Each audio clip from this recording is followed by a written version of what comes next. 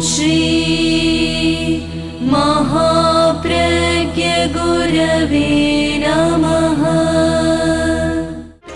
जिसके सांसों में रहता है शाश्वत शांति का स्पंदन, उस महाप्रज्ञ को वंदन, उस महाप्रज्ञ को वंदन।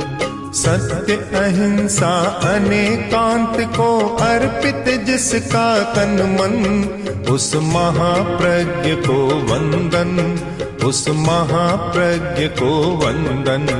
जिसके सांसों में रहता है शाश्वत शांति का स्पंदन, उस महाप्रज्ञ को वंदन, उस महाप्रज्ञ को वंदन।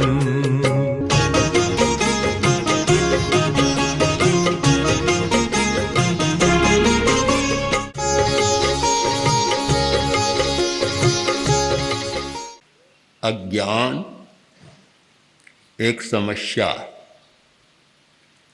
क्योंकि अज्ञानी आदमी गलत काम भी कर लेता है, पता भी नहीं, जानता भी नहीं कि यह गलत है। सबसे बड़ी बात तो यह है, करता है ये दूसरे नंबर की बात।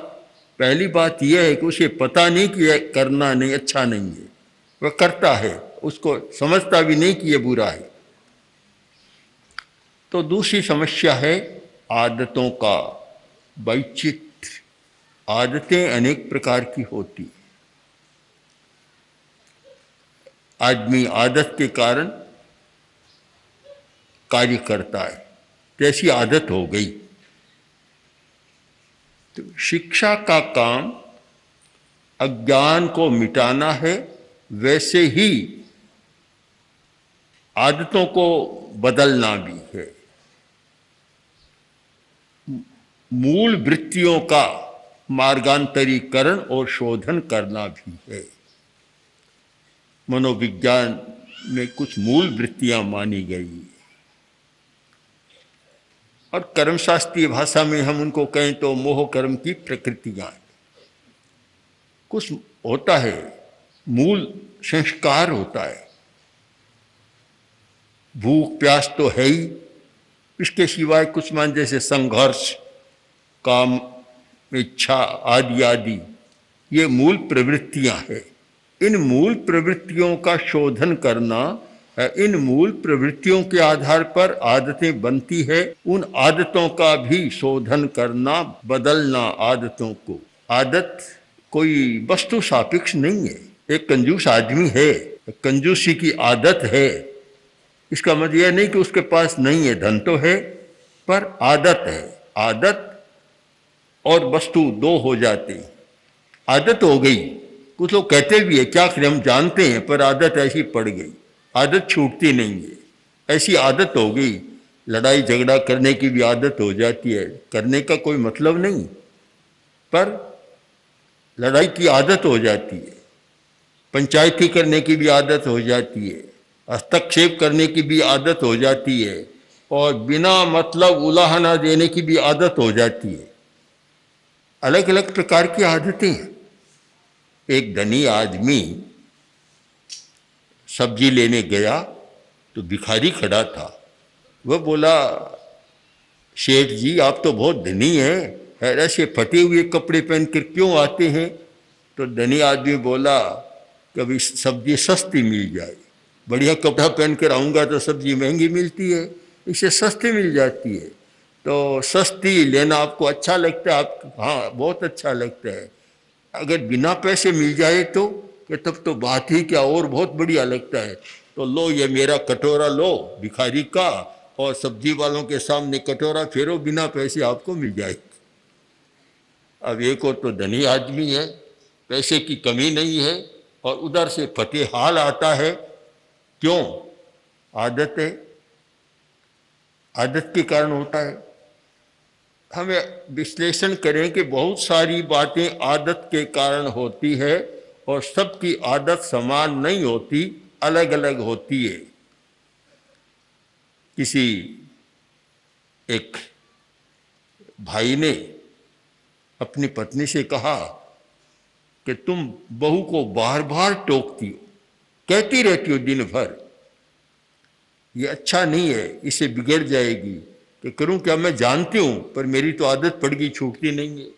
अब ये शायद 1,000 आदमियों का इंटरव्यू लो या सर्वे करो तो बहुत सारे लोग कहेंगे कि भाई बात तो ठीक है, कठिनाई है, पर करूं क्या, मेरी आदत हो गई। अब आदत हो गई, इसका कोई उत्तर नहीं है, इसका कोई समाधान ही नहीं, कोई तर्क भी नहीं है कि मेरी आदत है, भाई इतने में छुटकारा हो जाता है, आगे कोई समाधान भी नहीं मिलता।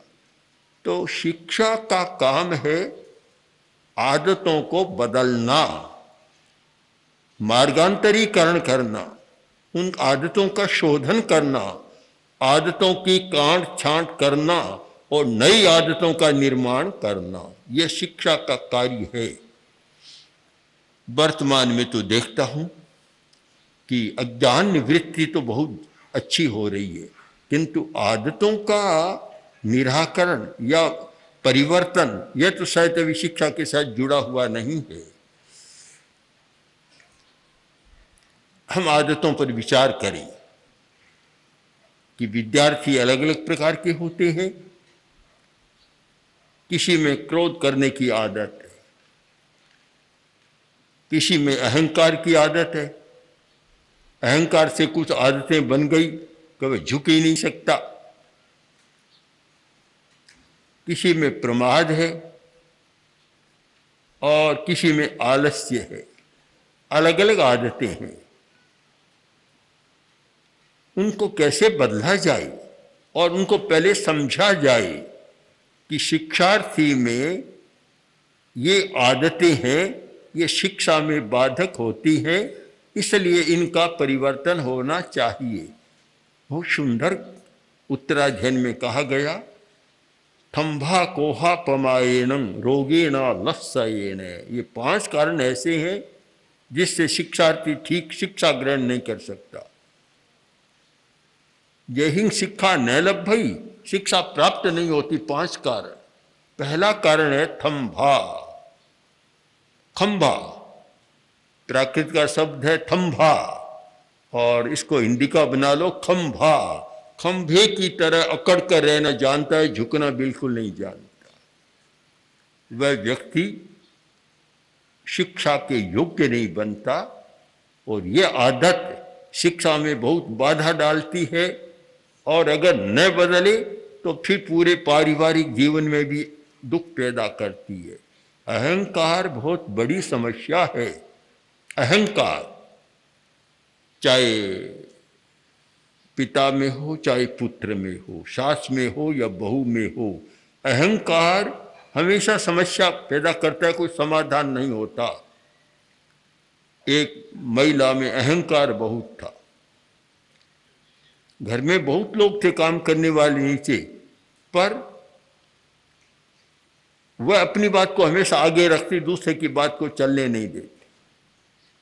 अब बात साधारण सी है, आ रही थी और रास्ते में एक परिचित महिला मिली और बोली, बहन जी क्यों, आपको तो पता ही है मैं आपके घर रोज छाछ लेने जाती हूँ, आज भी छाछ लेने गई थी तो मिल गई, क्या मिली नहीं, क्यों? कि बहू जी ने कहा कि आज तो बिलोना नहीं किया। बस अहंकार का नाग फफकार उठा। कौन होती है बहू कहने वाली? घर की मालकिन तो मैं हूं, वह कौन होती है? चल मेरे साथ अभी मिल जाएगी। साथ ले लिया, घर पर गए और पता तो था ही, इधर उधर बर्तनों को टटोला और आकर बोली कि भाई आज तो खाली जाना पड़ेगा क्योंकि बिलोना नहीं हुआ। कि ये बात तो बहू जी ने कह दी थी कि भाई कौन होती है कहने वाली, मालिक तो मैं हूं, मैं कहूंगी तब होगी, उसके कहने से क्या होगा। अब ये क्या है? स्तब्धता, अकड़न, अहंकार। अब जहां अहंकार है वहां एक प्रकार से लज्जित भी होना पड़ता है, असफल भी होना पड़ता है। तो वह बोली कि भाई ये बात तो पहले ही कह दी थी, मुझे क्यों खोटी किया, गई वापस तू लेकर आई। तो अहंकार है तो फिर ऐसी घटनाएं घटित होती है।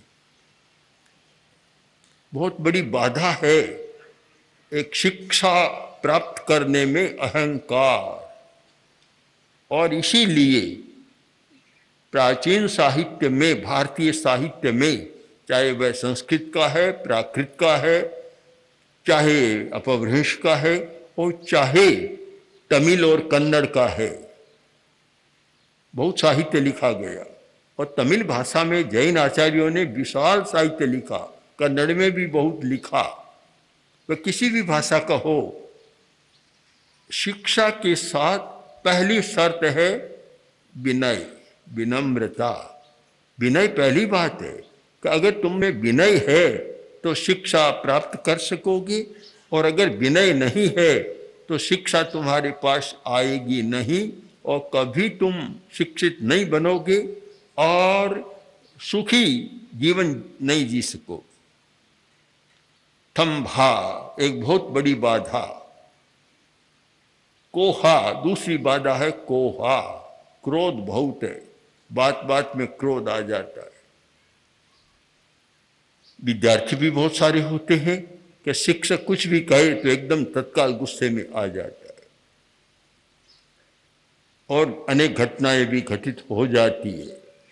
आजकल तो सीमा पार कर गया कि अपने शिक्षक की, प्रिंसिपल की हत्या तक भी क्रोध में आकर कर डालती। तो एक बहुत बड़ा विघ्न है यह शिक्षा का। तीसरा है प्रमाद, प्रमादी है, पढ़ने में मन नहीं लगता, बातचीत करने में मन लगता है, निकम्मी बातों में मन लगता है, या नींद लेता है, पड़ा रहता है। नींद और विकथा, उनमें ही उसकी रुचि है, और पढ़ने में मन नहीं लगता।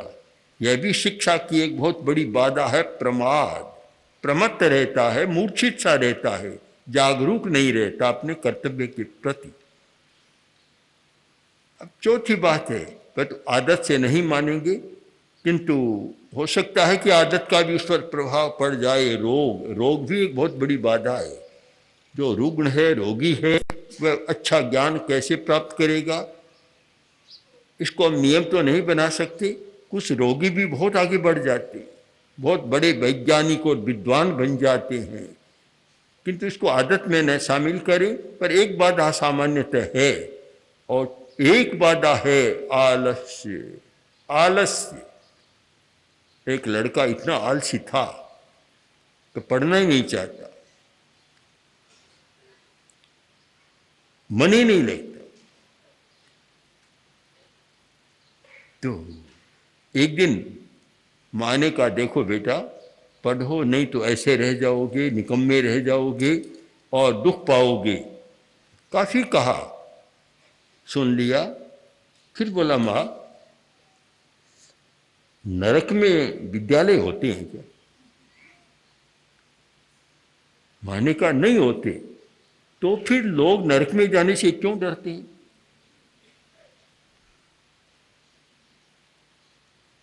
इतना आलसी के विद्यालय का मुंह भी देखना नहीं चाहता था,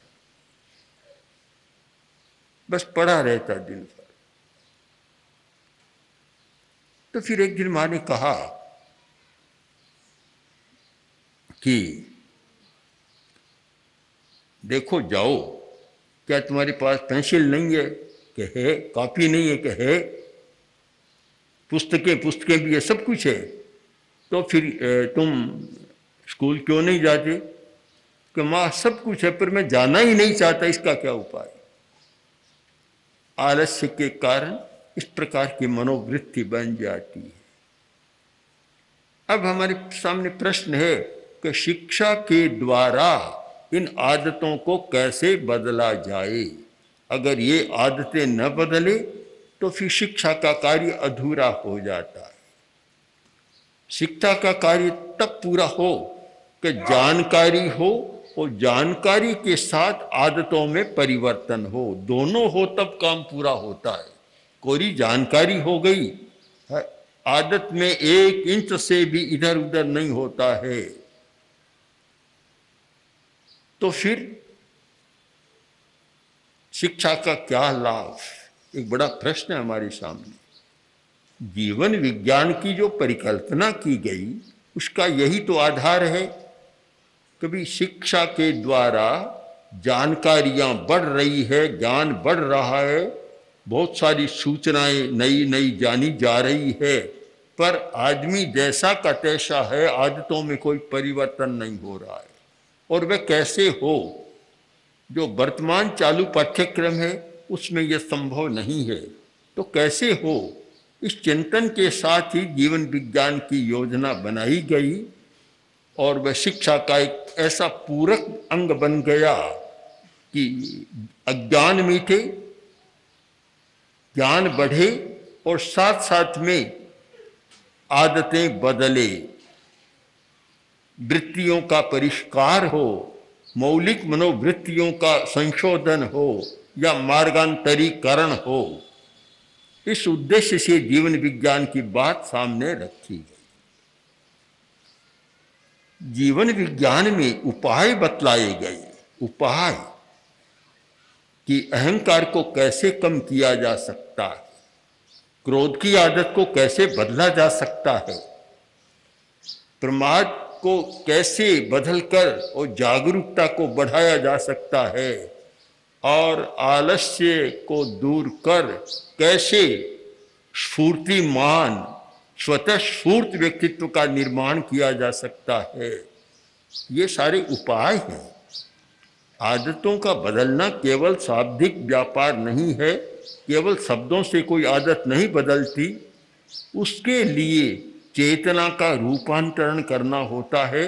और चेतना का रूपांतरण करने के लिए एक अभ्यास पद्धति का सहारा लेना होता है। अभ्यास करें और अभ्यास के द्वारा चेतना का रूपांतरण हो, उसके बिना संभव नहीं है। सबसे कठिन काम है आदतों को बदलना, बहुत कठिन काम है।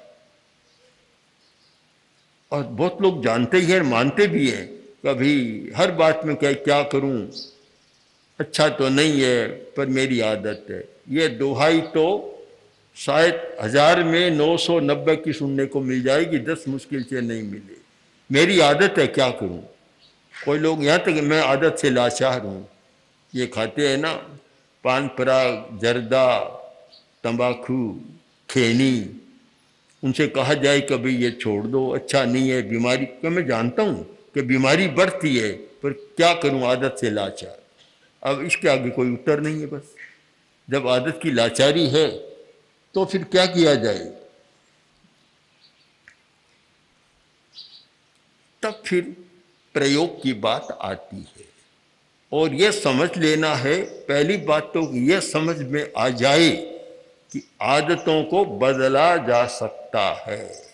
यह पक्का विश्वास हो जाए, यह सच्चाई समझ में आ जाए कि आदतों को बदला जा सकता है।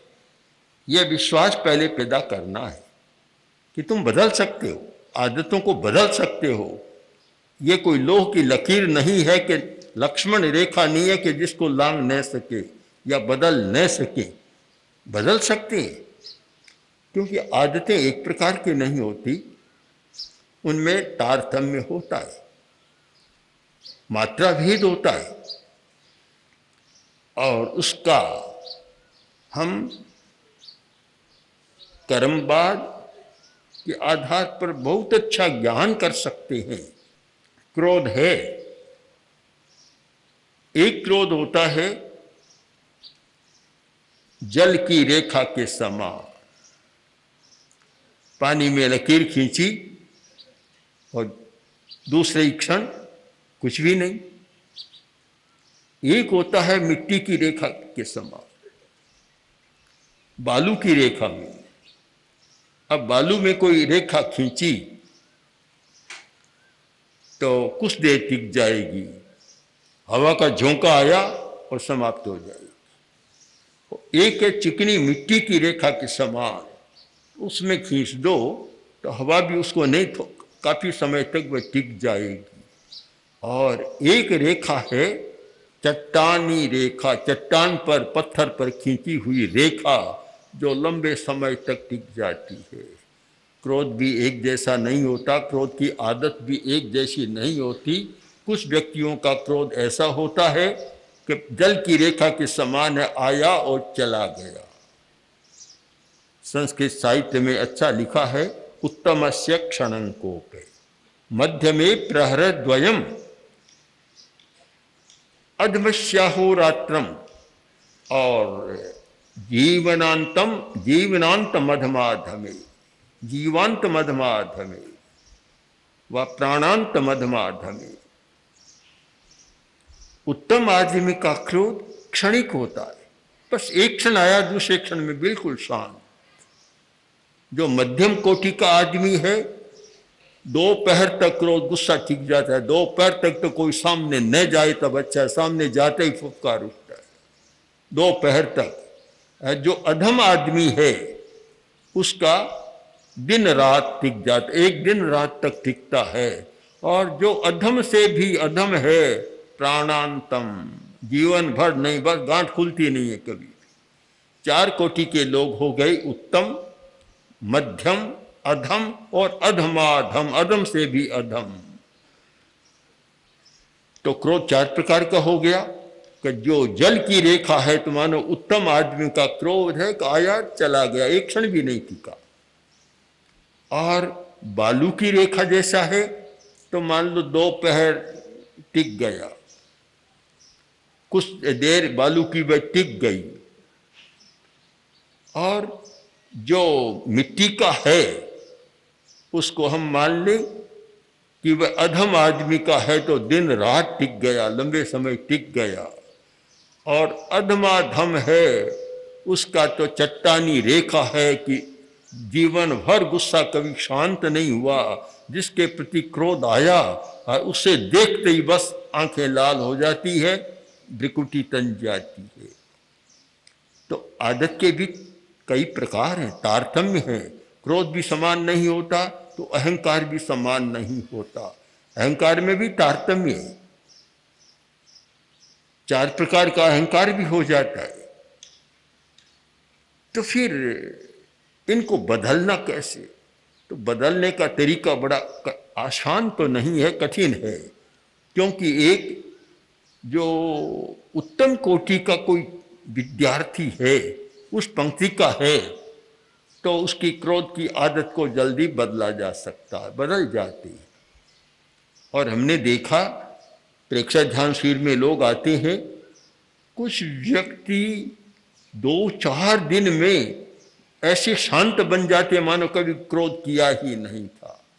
हमारे सामने बहुत उदाहरण है ऐसे व्यक्तियों के कि जो आए तब कितने गुस्सेल थे और गए तब बिल्कुल शांत।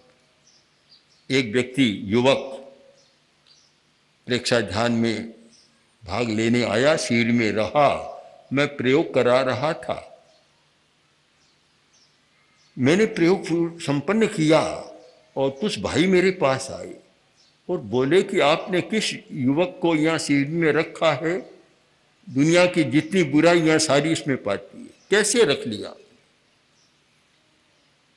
मैंने कहा भी हमें तो पता नहीं होता कि कौन क्या बुराई है, बस हम तो आते हैं और जिनमें ध्यान की रुचि है देखते हैं अच्छा प्रयोग करता है उसे ले लेते हैं, और जाता है तब भी अच्छा लगता है हमें। तो उसने कहा नहीं बहुत खराब है, तो ऐसा वैसा खूब बखान किया। शिविर में रहा, चला गया और शायद 1 वर्ष 2 वर्ष बाद उसी व्यक्ति का एक संबंधी नाना था, हम लोग दिल्ली में थे, मैं बैठा था अनुव्रत भवन में, आया और मेरे पैर पकड़, मैंने कहा भी ठीक है बनना हो गई, छोड़ता नहीं है, क्यों? रोने लग गए। मैंने क्या हुआ ये, क्यों ऐसा क्यों कर रहे हो? क्या कर रहा हूं? आपने मेरा कल्याण कर दिया, मेरे परिवार का, वह मेरा दोहिता जो कुल का कलंक था और आज वह प्रेक्षा ध्यान का अच्छा प्रशिक्षक बन। तो आदमी बदलता है, तारतम्य है। हम कोई कोई न बदले तो मान ले कोई चट्टान की रेखा है, बड़ा कठिन काम है, बदल तो वह भी सकता है पर बहुत लंबा समय लगता है। किंतु बहुत लोग तो ऐसे आते हैं, कोई जल की रेखा जैसा आता है, कोई बालू की रेखा जैसा आता है और कोई मिट्टी की रेखा जैसा आता है। तो मान लें कि 75% तो परिवर्तन योग्य व्यक्ति आते हैं और 20-25% ऐसे होते हैं जिनमें कठिनाई होती है, पर उनको भी बदला जा सकता है, लंबा समय लगे भले। ओम श्री महाप्रज्ञ